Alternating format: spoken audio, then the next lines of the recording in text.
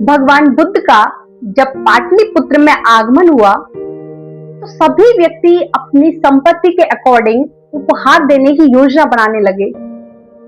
राजा बिम्बिसार ने कीमती हीरे, मोती और रत्न उपहार में दिए, जिसे भगवान बुद्ध ने सहज एक हाथ से स्वीकार किया।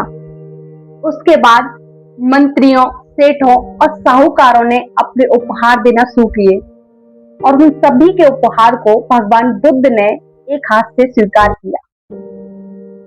उसी समय एक बुढ़िया लाठी टेकती हुई आती है और कहती है, प्रणाम भगवान, मुझे जब आपके आने की सूचना मिली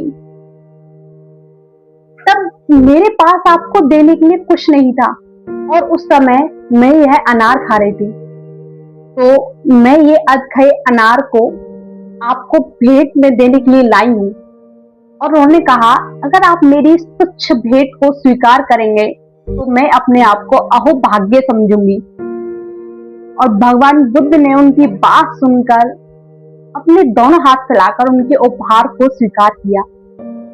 राजा बिम्बिसार ने यह देखा तो वह आश्चर्यचकित हो गए और भगवान बुद्ध से पूछने लगे, भगवान क्षमा करें, लेकिन हम सभी ने आपको इतने कीमती उपहार दिए हैं, हम सभी के उपहार को तो आपने एक हाथ से स्वीकार किया है, लेकिन इस बुढ़िया ने झूठे और छोटा फल दिया है और उसे आपने दोनों हाथों से स्वीकार किया है।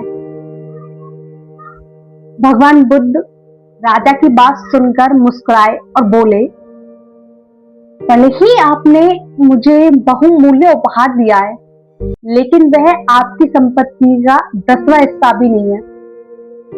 और यह उपहार दीनों और गरीबों के लिए नहीं दिया गया है, इस वजह से यह सात्विक श्रेणी में नहीं आता है।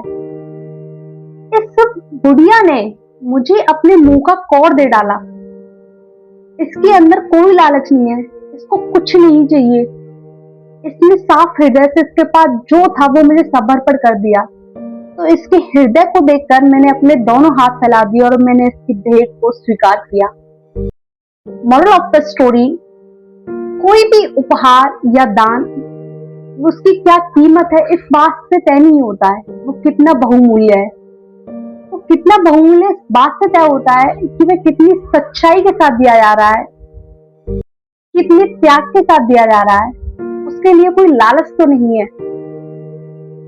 यही एक वजह है कि उस बुढ़िया के भेंट को भगवान बुद्ध ने दोनों हाथों से स्वीकार किया, क्योंकि उसके पास जो भी था उसने सच्चे हृदय से, सच्चे मन से भगवान बुद्ध को समर्पण कर दिया।